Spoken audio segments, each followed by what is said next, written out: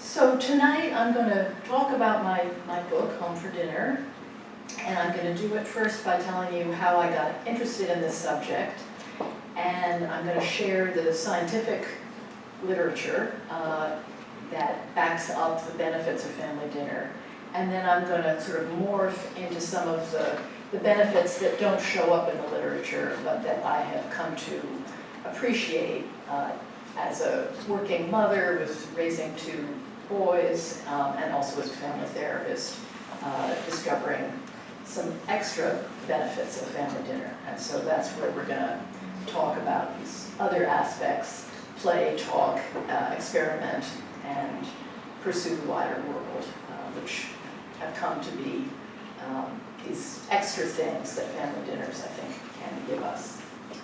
And I'm going to read a little bit from my book as we go along.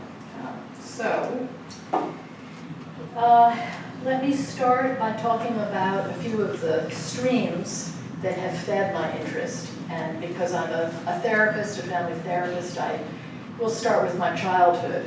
I grew up in Manhattan, and I had a nightly religious family dinner. In fact, it was the only ritual that my family really observed. My mother was a whirling dervish in the kitchen. She loved dinner, she loved conversation, but she didn't like to be stuck in the kitchen, is how she put it. And I never actually saw her cook for more than 30 minutes. And so when I gave my first dinner party as a young adult and came out with a roast chicken, I put it out on the table after it cooked for 30 minutes because I thought surely nothing would take longer than that. So I had some learning to do there.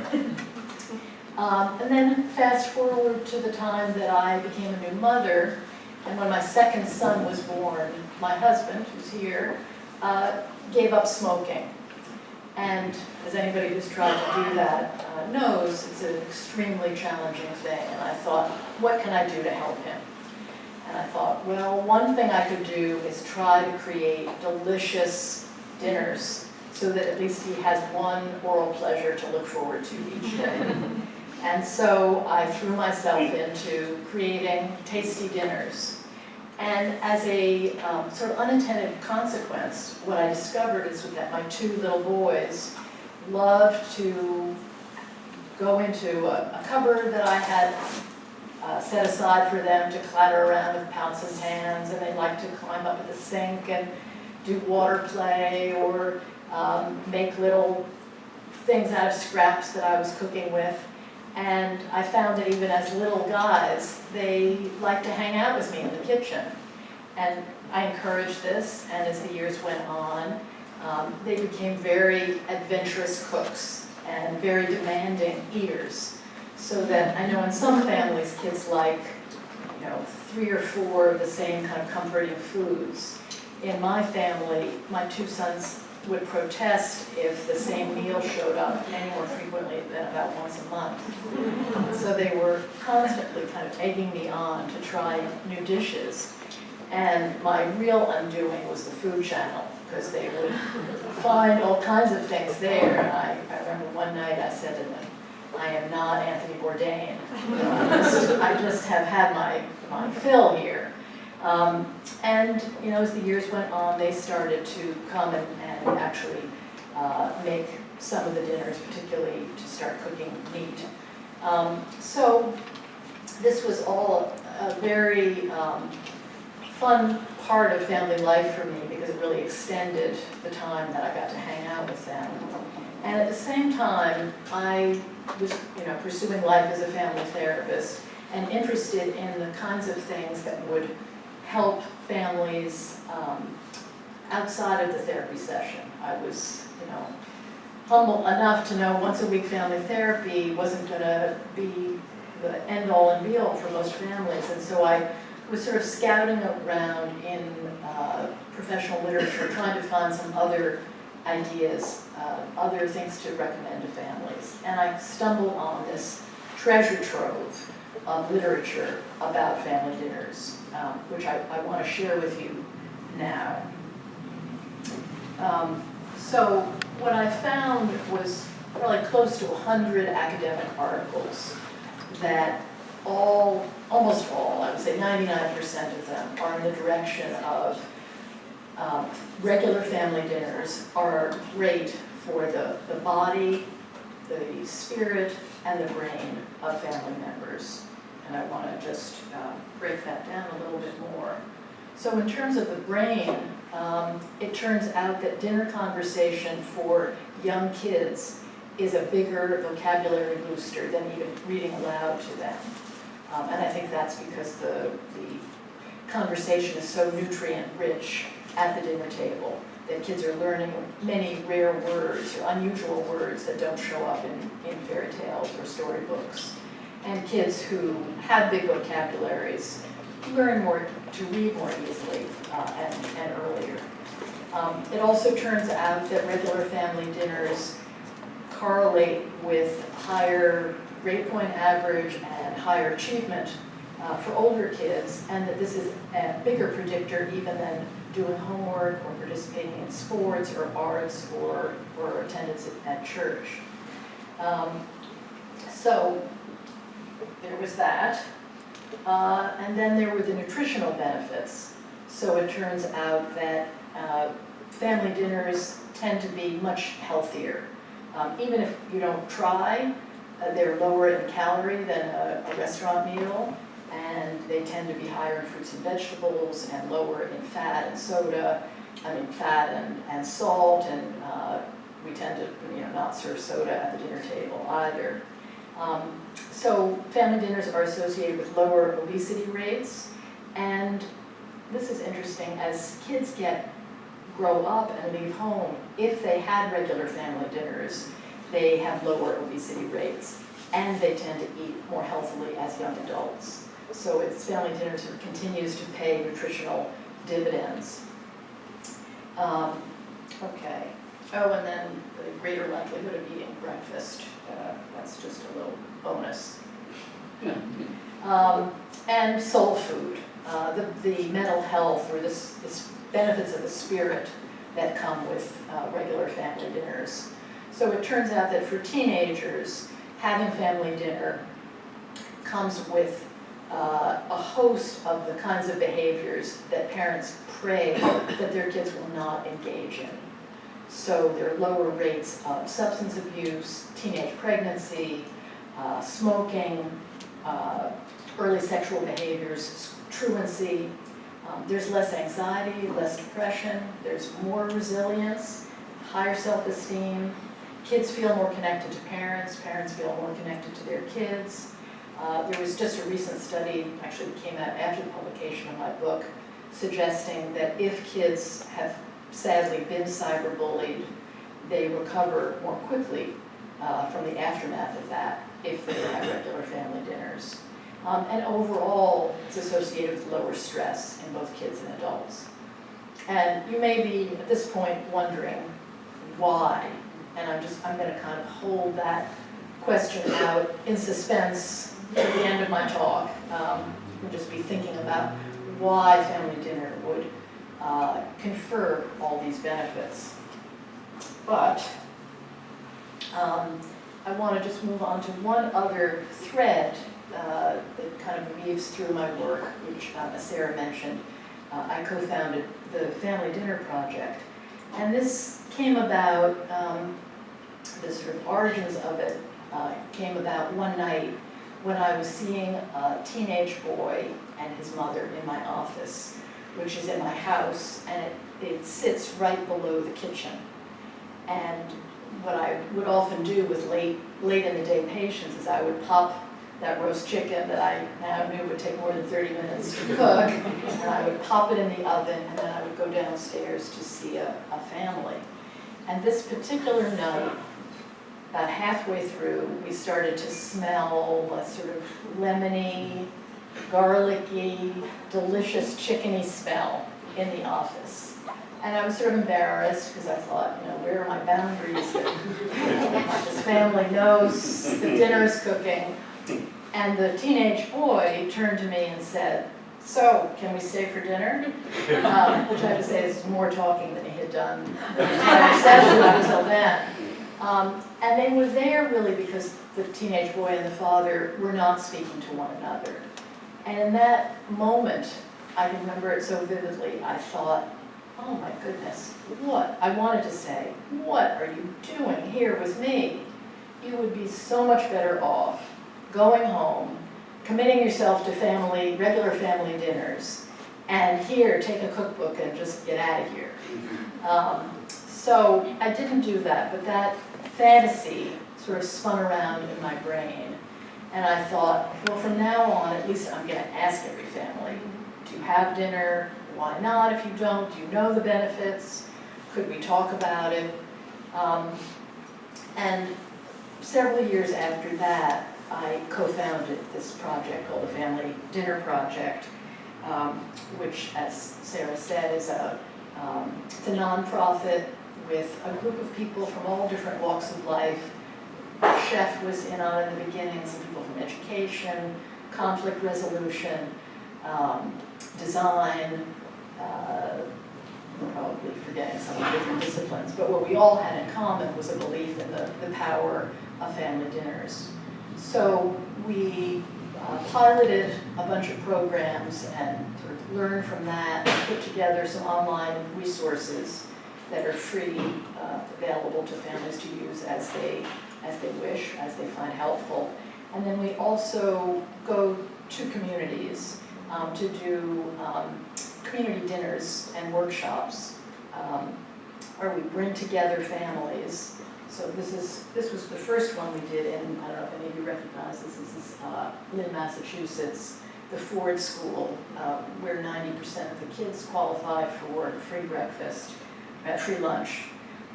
And so we would get together with anywhere from 5 to 20 families, and we would have a great family dinner together. So we would cook together, we'd eat together, we'd play games, we'd have fun, and we'd have interesting conversation. And that's the Family Dinner Project is all about food, fun, and conversation about things that matter. We were also invited to, by the Mayo Clinic, to West Concord, Minnesota, where we held a community dinner at Omar's Cafe. West Rochester has a population of 144, but it was a very happening night. That night, let's see, for some reason I'm not, so this was the community dinner at Omar's Cafe. And we would do things like have the kids interview their parents about what family dinners were like when the parents were growing up as kids, and then share some of those stories with the larger group. We would share some games. One of our favorite games for community dinners, and families I think enjoy this even without a community dinner, is a game called Two Truths and a Tall Tale, or Two Truths and a Lie, where each person in a family says 2 things that actually happened that day, or 2 things that are really true about them, and 1 thing that they make up. And then whoever guesses first, which is the made-up thing, gets to go next. We would try different kind of conversation starters, since it can get kind of dull to ask each night, how was your day at school? And parents get darn sick of hearing fine, or okay, or whatever. So we've come up with a lot of different ideas, and one of my favorites is to ask each person to say a rose, a thorn, and a bud. So a rose is something positive that happened during the day, a thorn is something challenging, and a bud is something that you would like to have happen tomorrow. So there are lots of different ideas in my book, but these were some that we've tried out that are some of our go-to ideas for community dinners.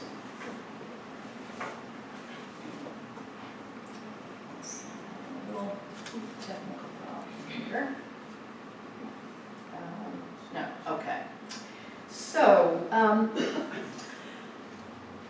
before I go any further, I would like to share a 90-second video which will tell you what I'm not talking about when it comes to family dinner.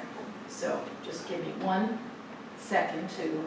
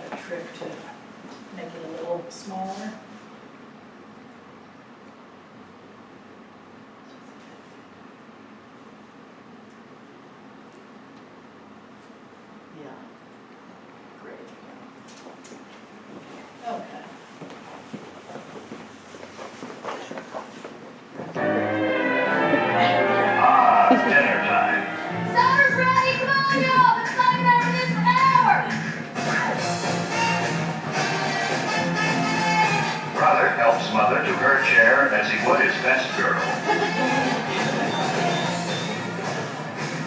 Dear Lord, baby Jesus, we thank you so much for this bountiful harvest, Domino, KFC, and always delicious Taco Bell.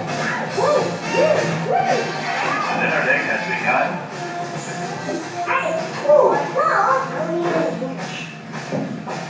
And they're all happy about it.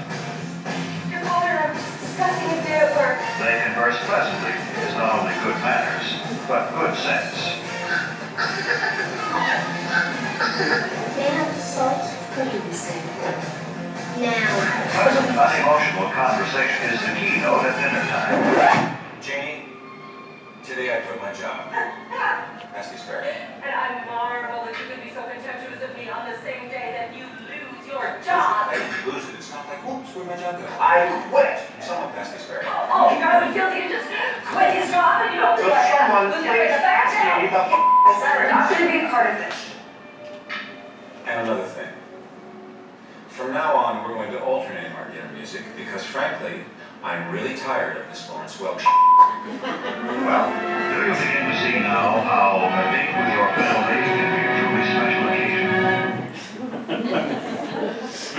Okay, so that was mainly for fun, but I do want to make a couple of serious points from that.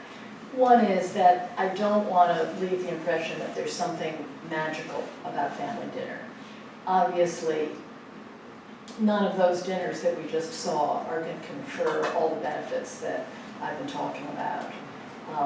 That it's really the atmosphere, the warmth, the sense of connection at family dinner is what is really essential. It's not just the having it. And I also, in case anybody was worried about this being a kind of nostalgia trip down memory lane to what family dinners were like in the 50s and 60s and before, I want to reassure everybody that I'm talking about a much more modern family dinner that takes into account technology, which is certainly an obstacle, I would say, to family dinner and really needs to be talked about primarily to parents who turn out to be the bigger offenders than kids. But family dinner is also different with having two parents working and nobody's home, slow roasting a brisket, if that's what one does with brisket, I'm not sure. Not being a meat eater, I should stay away from those analogies. And another big change is that half of the meals that Americans eat are eaten out now. So in that way, family dinners are less common or less usual than they were 50 years ago. But certainly, I would say most families are having family dinner. I think often the TV is on and cell phones are on, and I think that certainly deters from the benefits of family dinner, where conversation and looking each other in the eye and being able to tell stories and the other benefits, which I'm now going to kind of switch to, the ones that don't quite show up in the scientific literature. So, I want to step back for a moment, back to the Family Dinner Project community dinner. And, thank you for anticipating that this was, okay.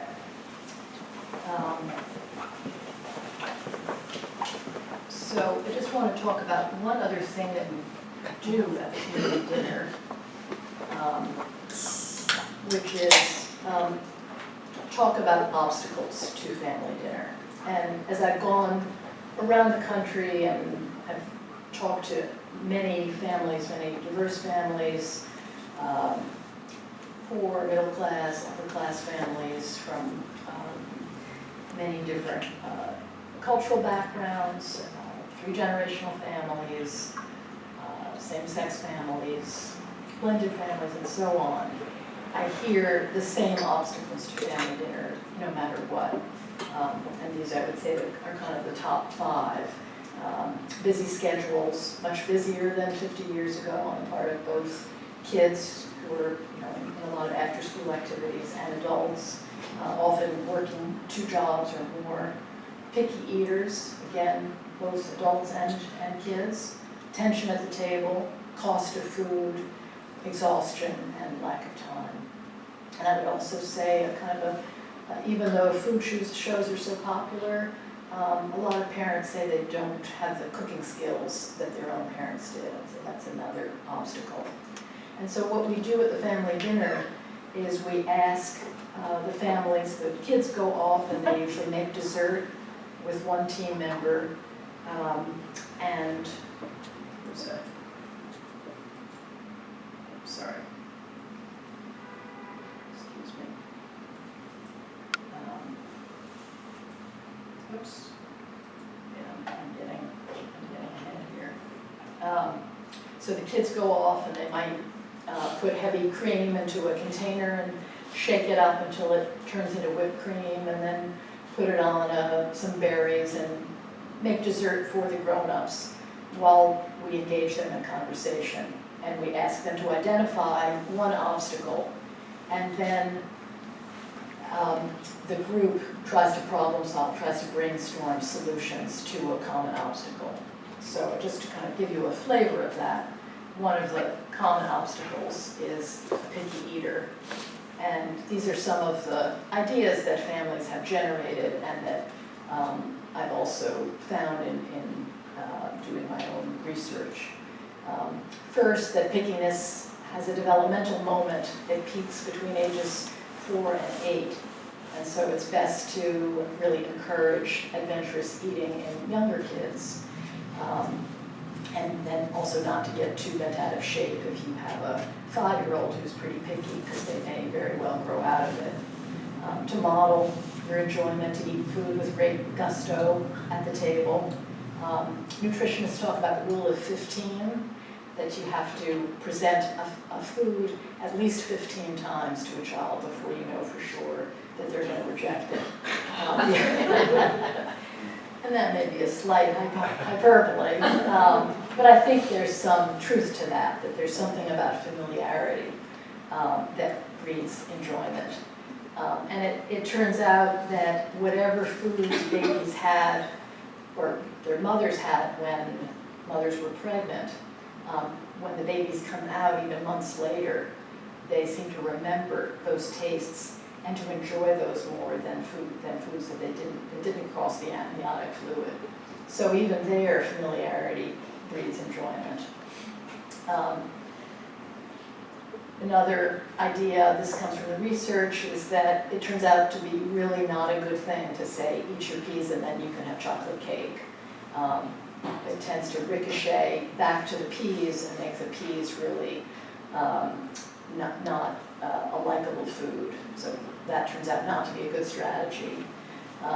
Pair a tried and true food that you know the kid will like, your kids will like, with something novel. That seems to work. A relaxed atmosphere, and asking a child to taste something and to describe it with 5 words, which then puts the focus on the tasting rather than the rejecting of the food. And then customizing dishes. So making one dish, like this Cambodian chicken soup, which is just chicken and rice, and then having lots of options that a child and the adults can pick and choose what they want to add to that soup. But it's instead of having to make 4 or 5 different meals for picky eaters. So, okay. Well, I want to now switch gears and talk about some of these other benefits. So these are just some other obstacles. This is a recipe. This is my personal favorite, which for some reason I forgot to put in the book, but my publisher made up into a special card that's available. You just take it. Sesame chicken noodles. So there are about 40 recipes in the book. This is the idea of making lunch for dinner, which is if you don't like to cook. Okay. So I want to talk about these 4 other topics, these other benefits that I've come to appreciate that don't show up in the literature. And they are the benefits of playing with food, of storytelling at the table, the chance to experiment with new behavior and roles, and the way that family dinner can be a bridge to other cultures. So I'm going to start talking about playing with food, and I'd like to read a short section from my book about this. The suggestion that you and your children play with food may seem a bit subversive or just plain messy. I certainly grew up being told not to play with mine, especially when I built my peas into a pyramid or pushed around the grisly meat parts to disguise the fact that I wasn't eating everything on my plate. Later, as a mother myself, I wasn't amused when my son confessed that he had earned a week-long detention for his role in a middle school cafeteria school fight. And I used to flee the kitchen when my husband commandeered our sons to help put away the groceries by playing catch with cans and bags rolled across the kitchen. But maybe, just maybe, my husband was onto something. The kitchen is the heart of the home, the place where most of us gravitate. So why not make it a PlayStation for creative projects, as well as a workstation for preparing meals? As we spend more time in virtual realms, the opportunity to make things with our hands becomes more precious. Food in its rainbow of colors and its range of textures from slippery oils to squishy pretzel dough is a medium like paint or clay. Each of the different properties of food, size, shape, taste, smell, color, can become a focus of pleasurable investigation. And the very process of cooking lends itself to the scientific process of experimentation, since you can change one flavor or ingredient at a time and keep testing the impact. The process of transformation in cooking, like adding a fire or air, bring immediate and dramatic results, empowering the young creator with the feeling of, look what I can make. The context in which food is eaten is also malleable and open to fooling around with. What music you listen to while you cook and where you eat are all elements at play. One of my earliest memories of so now I'm just going to talk about 2 play episodes. One of my earliest memories is of my mother drawing a face on the shell of a soft-boiled egg resting in an egg cup. With a quick few flourishes of magic marker, she would make curly hair tumbling out of a sun hat. Then with a serrated knife, she'd cut around the top of the egg so its hat could be removed. The rest of the egg might be a mustachioed man with glasses or a girl with a shy smile like mine. She'd present the egg with its hat on so that I could remove it and scoop out the insides. I never warmed up to the sliminess of a soft-boiled egg, but I loved to see what my mother would draw for me, so I would take a few bites to make sure she didn't give up on this activity. Over the years, I've engaged my sons in activities that involve food for collage or painting. As Marcella Izan, the Italian cookbook writer, put it, cooking is an art, but you can eat it too. It's fun to take the elements of a salad, sliced red pepper, cucumbers, avocado, carrot sticks, cherry tomatoes, bean sprouts, and have each person make a face out of these elements on a plate. A cherry tomato placed on top of a cucumber slice makes a compelling eyeball, and an avocado slice curves to make an elegant eyebrow. Once you've had enough with faces, you can move on to making animals, cars, boats, planes, and houses. For hygiene purposes, it's a good idea to have each artist eat his or her own creation. So, that's my pitch for playing. And I do go into all of the different aspects, color, taste, smell, lots of games that can be played around all of those, including playing games, which I'm a big fan of. Helps the kids linger at the table, just as playing with the food helps them linger in the kitchen, which often leads to more conversation. So there are lots of ideas in the book about that. And ideas about encouraging the scientist in your family. I went to a I was a little bit of a groupie of a chef by the name of Jeff Lucas, who was a chef at Sofra, if you know that wonderful restaurant in Watertown. And I went to a cooking class of his on how to use flours, and was quite charmed by that. And then found he was teaching a class at a camp for 10-year-olds on food and science. And I asked if I could go spend the day.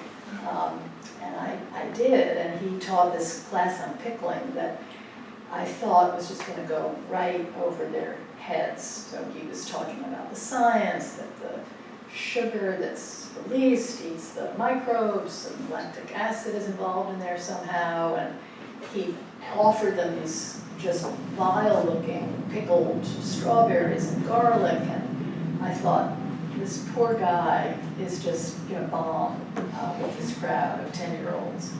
And oh, was I wrong. They were as charmed as I had been at the flour cooking class. And, their hands were shooting up. And, how long can you pickle something? Can you pickle something for 9 years and then eat it? And yes, you can. And can you pickle ice cream? Can you pickle avocados? Yes, you can. And so there was a lot of scientific and culinary interest in that. So, okay. So that's playing with food. But there's a collage, a salad collage that was made at one of the community dinners. And playing with dough at a community dinner. And this is making whipped cream by shaking heavy cream in a plastic container. Okay. So I want to talk about storytelling. So in previous times, we spun yarns around the fire, or we wrote letters about the doings of neighbors and friends. But I would posit that in 21st century America, the dinner table is the primary place that we tell stories, and certainly that we tell stories about family members.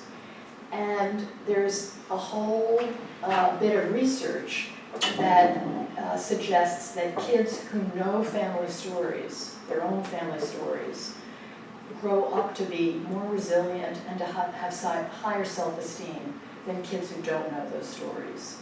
And I think it's because kids then feel part of something bigger than themselves, and they also find out that there are multiple paths that they could pursue. They're not just limited by the stories that they know of their own parents.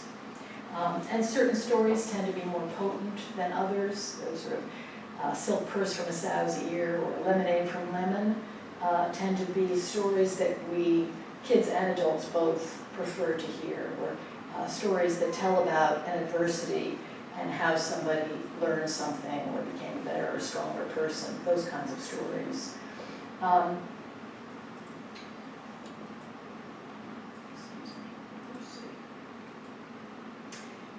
So this research came from the Emory School, and this researcher, Duke, came up with 20 questions. And kids who knew more of the answers to these 20 questions were the ones who were more resilient and higher self-esteem. So just to give you an example of some of the questions, do you know the source of your name? Do you know some of the jobs your parents had when they were young? And so on. And the point here is not that kids need to know the answers to these particular questions. The point is that families who tell stories, whatever the stories may be, are the kids who get these benefits. So these are some examples of stories that you might tell. Stories about what you were like when you were the same age as your child, or my kids love to hear animal stories, my turtles, or my mother's dog, or whatever it might be. Love stories, a work or a job story, a story about moving to a new city, or leaving a country to move to the States, overcoming a challenge. Funny story about a holiday or celebration, a story about how you chose your child's name. And this is a my mother's ice cream cake, which is a food I love to make and then tell the story every time I make it, about how my mother made it at every dinner party she ever had. And she loved it because it only took 10 minutes to make. This was a mother who never liked to spend more than a few minutes in the kitchen, and it was beautiful and elegant. And my mother was an artist, and this really appealed to her. And every time I make it, I think of her. So, the next benefit, play, storytelling. The third benefit is the way that family dinner I think of as like an annex to my office. And by that I mean the family, as I was saying earlier in the talk, comes to therapy once a week, but a family dinner could be 7 nights a week, or it could be breakfast, it could be lunch. It's not so important that it be family dinner, despite the title of my book. A family could get the benefits from some breakfasts, from dinners, from lunch. But the idea of the annex is that something that starts in the family therapy session can then be practiced or experimented with at dinner, because that's the other place other than family therapy where families gather.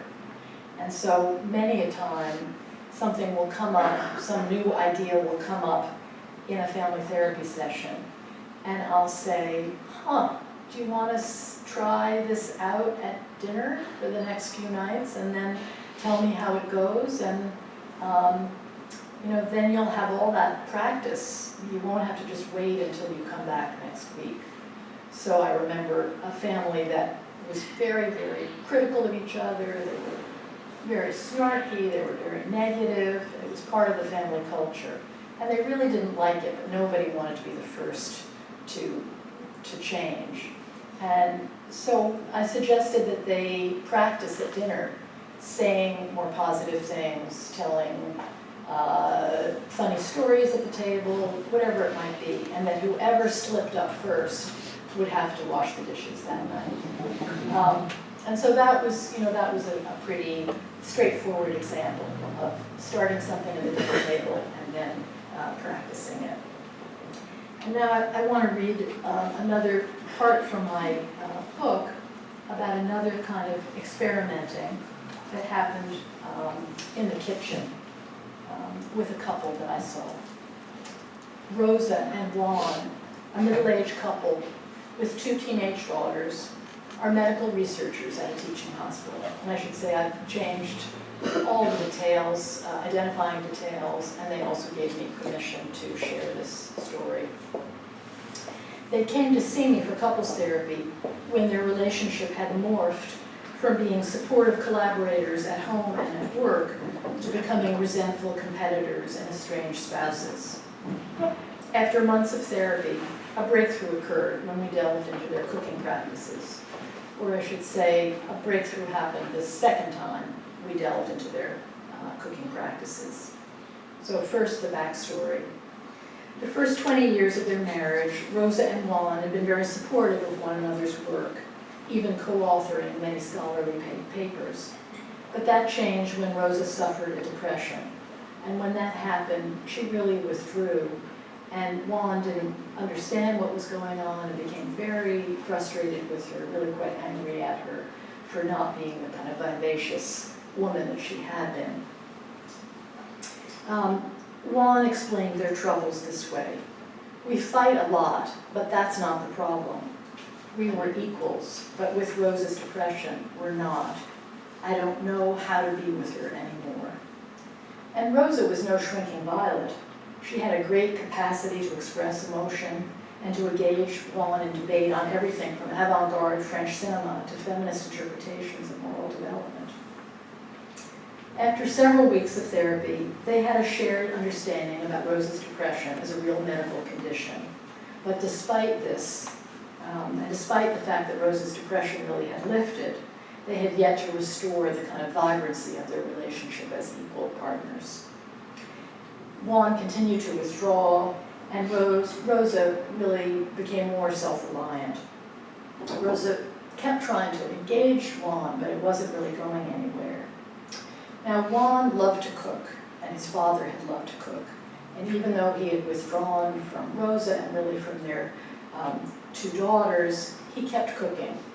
But he did not let Rosa in the kitchen. He didn't want any input. He didn't use cookbooks. He just liked to cook from the imagination, and he didn't want to have anybody telling him what to do. So one day, Juan came in and he began a therapy session with a cooking question that he wanted to discuss. I felt excited and leaned forward in my chair. This must be how a psychoanalyst feels when a patient offers a dream. Juan told Rosa that he had been thinking about a dessert that his mother used to make, a frothy meringue swimming in sauce called Floating Island. He asked Rosa if she would make it for him, and she was visibly pleased by this request. Juan hadn't asked her to share the kitchen with him in years, so this invitation had extra heft. Rosa confided that baking and making sauces were the only things that she had learned to do in the kitchen when she was a child. Most of all, Rosa felt invited into Juan's emotional world after feeling iced out for years. Here, in one fell swoop, was a chance to enter both his kitchen and the closely guarded chamber of his inner world. However, she overstepped when she asked him why he was thinking about his mother. This was more than Juan had bargained for. He rebuked her. I had no idea. I just wanted you to make the dessert. Rosa settled for that and agreed to try that night. The next week, I contained my curiosity for a few minutes before I blurted out, how did the dessert turn out? I could tell by their glum faces that it hadn't gone well. Rosa's version of a floating island involved beating egg whites and then baking them to form toasted peaks over soft pillows of cream. Juan's childhood confection, however, involved raw eggs and bore no resemblance to Rosa's creation. Rosa, still undaunted, saw these 2 different takes on meringues as a chance to discuss their different families. But Juan was not interested in sharing these feelings with Rosa. I just wanted you to make the dessert the way I wanted, he said. Juan, you're so controlling, Rosa retorted. I wanted to play with you and talk with you about your family. As their therapist, I saw this incident as containing their central conflict. Juan wanted to keep emotion away, and Rosa wanted to bring it in. Juan had been burned by Rosa's emotionality, as he blamed her depression on the breakdown of their marriage. So, Rosa, continued to feel frozen out. But if this conflict was bubbling up in the kitchen, perhaps it could be worked on there. I suggested a way to cooperate as fellow chefs that would begin to restore their sense of play and collaboration, and wouldn't put either one in charge. Privately, I worried I might be on shaky ground, given how badly the last cooking episode went. But I pressed on, remembering that the kitchen is the place that Juan feels most generous and expressive. So nervously, I wondered out loud if there was a way they could work together in the kitchen, so that neither of them was giving or receiving orders. Maria, their 18-year-old high school senior, was about to leave home, and Anna, their 17-year-old high school junior, would leave in another year. So I suggested that maybe they'd like to teach them some cooking skills. I asked them what was most important to teach them. Juan answered first. I want them to try new things and take risks. Rosa added, to quote the Dalai Lama, I want them to cook and love with reckless abandon. Their responses made me feel I could persevere. I suggested that they find a recipe that neither of them had ever made before, cook it, and then teach their daughters how to make it. In that way, they would incorporate the value of trying new things. They decided to find a recipe from a Latin culture that was neither Argentinian, like Rosa's, nor Guatemalan, like Juan. Instead, they decided to recreate a chicken with a rich mole sauce from their favorite Mexican restaurant. The next week, before I had a chance to ask, they told me that the dish was delicious, although their children gave it mixed reviews. They described the fun they had together, figuring out how to make a mole sauce, tinkering with the spices, and creating a recipe all their own. And as they were leaving my office that morning, Juan tossed off a comment. Did we mention that we're collaborating on a paper together for the first time in years? So, that I hope is another example of experimenting in the kitchen and having it translate or having it be an annex to my office. So the final benefit that I want to talk about is the way the dinner table can be a launching pad for kids into the wider world. And there are a number of ways that this can happen. One way is that food is kind of a passport to other cultures. You know, just by cooking a food from a country you've never been to is sort of a way of visiting that country. Or my husband teaches international students at BU, and every year in the fall we invite them for dinner. They're very, very homesick, and at first we thought it would be comforting if we had a potluck dinner and they each brought dinner from, food from their own countries. And they would show up with these very sorry-looking styrofoam things that they'd gotten at takeout restaurants, and it really didn't work out too well.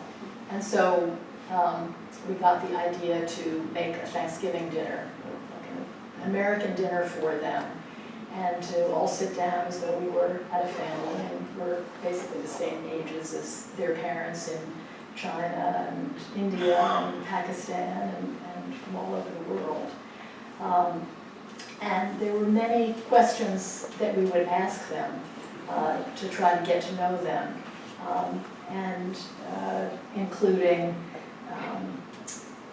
what do you eat when you need comfort? Does your mother feed you when you're sick? What's a favorite celebration in your family, in your country, and who comes to such a celebration, and who's considered family where you live?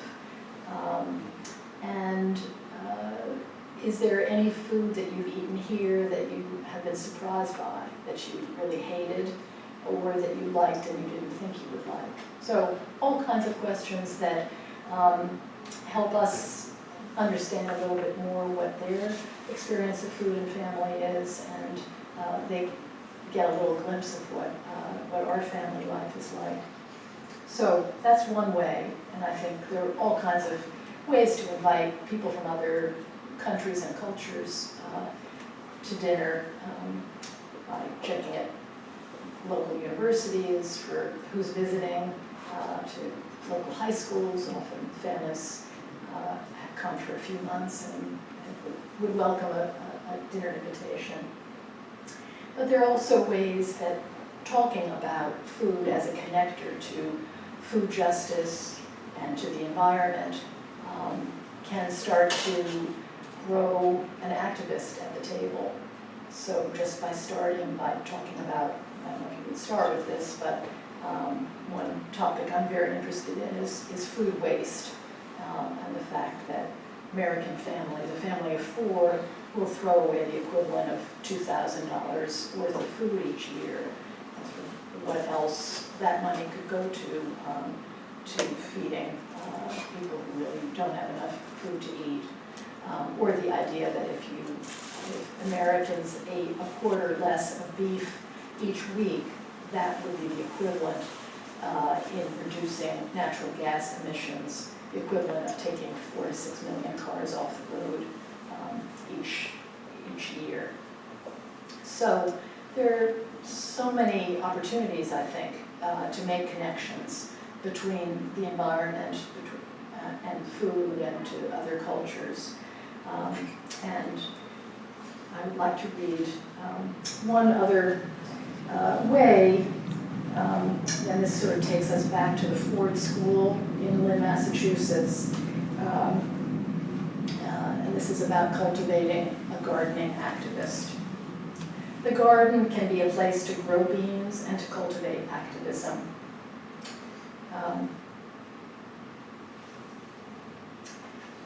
At the Ford School in Lynn, Massachusetts, just a few miles north of Boston, there's a garden built over blacktop. There you will find elementary school activist gardeners planting taro, jalapeno peppers, and more than 30 other vegetables, alongside a veteran activist, David Gass. David heads up the neighborhood advocacy group Highlands Coalition, but his activist roots go back to 1964 and the tumultuous days of voter registration in Mississippi. The elementary school is home to families who have emigrated from countries as widespread as El Salvador, Haiti, Ethiopia, Iraq, Cambodia, and the Dominican Republic, and where 90% of kids qualify for free breakfasts.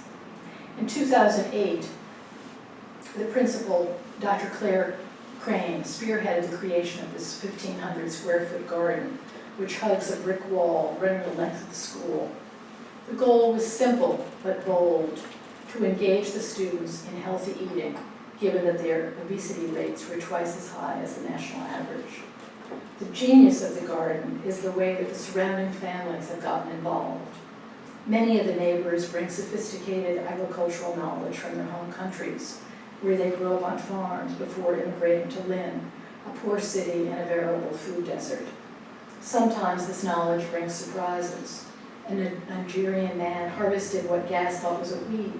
It turned out to be a leafy green callaloo that he cooked up for lunch.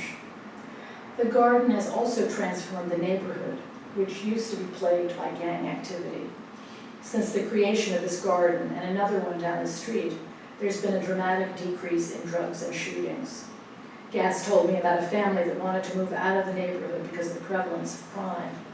Grateful for the increased safety, this family now contributes rainwater into the garden from the roof of their house. When I go to the Ford School to help run community dinners, I love to stroll through the garden, a messy, packed area where low-tech materials make high-tech solutions. Most crops are planted in raised soil beds, but tomato plants are growing in 5-gallon buckets, and chives are sprouting from a plastic shoe organizer that hangs off a fence. Raised beds are watered by drip irrigation. There are no pesticides used on the 50-plus different species growing on a block-long, narrow space. There's also an aquaponics project. A large fish tank supports the growth of plants, which are nourished by goldfish excrement. There's vertical gardening, too, with pipes recycled from a generous plumbing company that stretch 6 feet into the air. And there's a worm factory churning through food scraps, producing top-grade compost to nourish the soil for the future. The children at the Ford Elementary School help with the planting and harvesting, and they are the proud winners of several prizes at the annual Topsfield Fair, America's oldest agricultural fair. In the process, they're encouraged to teach their families what they're learning about healthy eating. The hands-on engagement gets kids to form a strong connection to fresh, healthy food. Wandering through the garden, I noticed some laminated signs sticking out from the ground. For Michael Pollan's food rules, one sign says, "Avoid food with ingredients that a third grader can't pronounce." The hope is that this knowledge of healthy food will help drive down the skyrocketing obesity rate in this community. So, I want to just close by trying to answer the question of what makes family dinners so powerful. And I think there are two main reasons. One, in 21st century America, when we no longer garden together or stitch quilts on the front porch or play musical instruments together, family dinner really is the one reliable time of the day that we have to gather. And it's so doable as well. And it's the time when we can laugh together, when we can connect, when we can check in and find out what's been going on during the day. When kids feel a connection to their parents, a connection that I think comes from this regular conversation that can happen over food, kids feel it's like a seatbelt on the pothole road of childhood and adolescence. So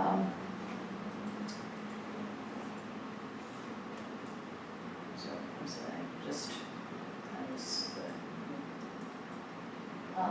And the second, I think, mystery behind family dinners is the power of ritual, which I think we all need, both adults and kids.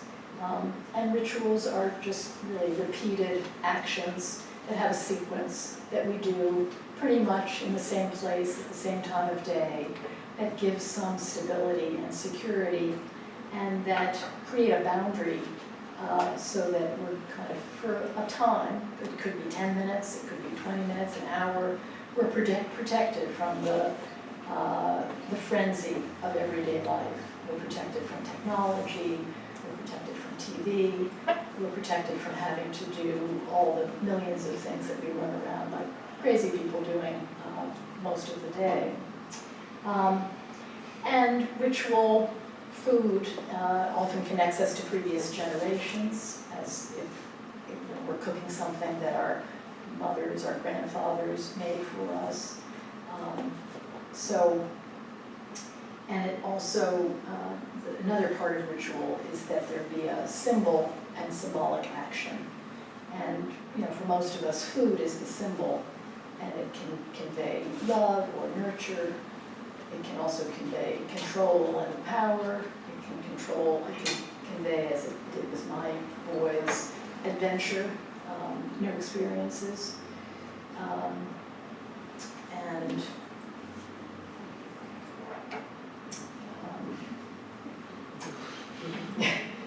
think this is often what it conveys.